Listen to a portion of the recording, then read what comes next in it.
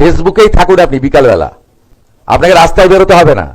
রাজ্যে কি কোনো বড়সড় ঘটনা ঘটতে চলেছে? রাজ্যে কেন্দ্রীয় নিরাপত্তা বাহিনীর আসা শুরু হয়েছে। কেন্দ্র সরকার কিছু কি প্ল্যান করছে? রাস্তায় আপনি যাতে না বেরোতে পারেন তার ব্যবস্থাও আমি করব।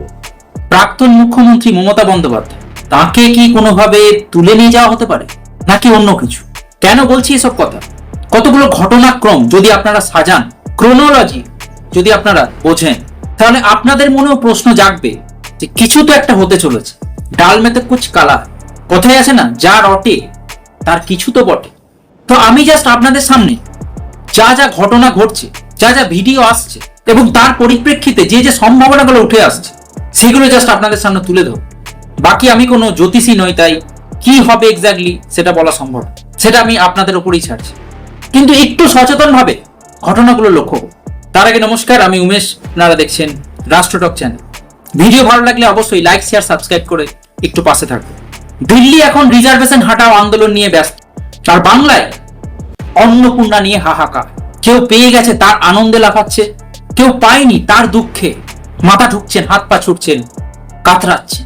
কিন্তু এসবের মাঝে যে ঘটনাগুলো ঘটে যাচ্ছে সেটা হচ্ছে, অলরেডি আপনারা দেখছেন যে কালীঘাট চত্বরে এনএসজি কমান্ডোরা প্রায় 7-8 দিন ধরে বিভিন্ন রকম অবজারভেশন করছে, বিভিন্ন তথ্য সংগ্রহ করছে। কি বলা হচ্ছে যে কালীঘাটের সুরক্ষা সেই নিয়ে খুব চিন্তিত, উদ্বিগ্ন কেন্দ্র।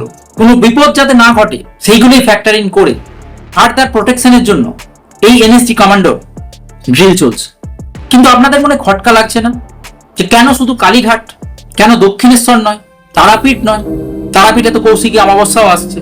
তার কারণ কালীঘাটের টালির চালা ওই চোরেদের পাঠশালা, সেখানে ভবতারিণীর সাথে আরেক মাও বাস করে। এর কি কোনো যোগসূত্র আছে নাকি টোটালটাই কাকতালি? এর পরবর্তী ঘটনা, অলরেডি আপনারা জানেন যে পুজোর সুরক্ষা ব্যবস্থা জোরদার করতে দিল্লি থেকে আরো 50 কোম্পানি কেন্দ্রীয় বাহিনী নিয়ে আসা হয়েছে। ভোট মিটে গেছে, সবাই অলরেডি চলে গেছে, কিছু সংখ্যক আছে। এর মাঝে আরো আলাদাভাবে শুধুমাত্র পুজোর প্রোটেকশনের জন্য হঠাৎ কি এমন হবে পুজোতে যে তার প্রোটেকশনের জন্য আলাদাভাবে ফোর্স লাগবে? কলকাতা পুলিশ, র্যাব, সিভিকে এগুলো সামলাতে পারবেন? অলরেডি জানেন এবারের পুজো কিন্তু আগের বারের মতন বিভিন্ন থিমে ছড়াছড়ি কিন্তু থাকবে না। ম্যাক্সিমাম জায়গায় নর্মাল পুজোটা হবে সাবেকি মূর্তি রেখে, কারণ বিভিন্ন কমিটি ভেঙে গেছে, বিভিন্ন জায়গায় গন্ডগোল চলছে, সিদ্ধান্তহীনতায় ভুগছে, অগোছালো হয়ে আছে এবারে দুর্গা পুজোটা, মেনলি কলকাতায় বা বড় বড় পুজো যেখানে বড় বড় নেতারা বা বিভিন্ন মন্ত্রীরা ইনভলভ ছিল। তো যাই হোক, সেই পুজোর সুরক্ষার খাতিরে সেটাকে সামনে রেখে এই 50 কোম্পানি বাহিনী নিয়ে আসা হয়েছে। কিন্তু সত্যিই কি তাই? আসল উদ্দেশ্যটা কি? অন্য কোনো প্ল্যান কি এক্সিকিউট করতেই কি এই বাহিনী, এই ব্যাকআপ?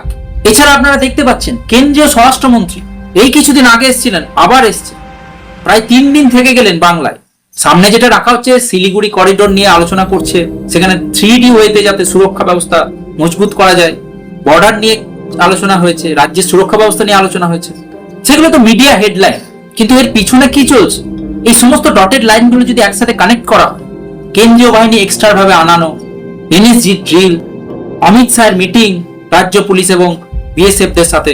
ওইদিকে প্রাক্তন মুখ্যমন্ত্রী মমতা বন্দ্যোপাধ্যায় বলছেন তাকে নাকি বেরোতে দেওয়া হচ্ছে না। বর্তমান মুখ্যমন্ত্রী শুভেন্দু অধিকারী অলরেডি বলেছে যে আপনি ফেসবুকেই থাকুন, আপনাকে কোনোভাবেই আর বেরোতে দেওয়া হবে না। আপনি যাতে বেরোতে না পারেন তার সমস্ত রকম ব্যবস্থা করা।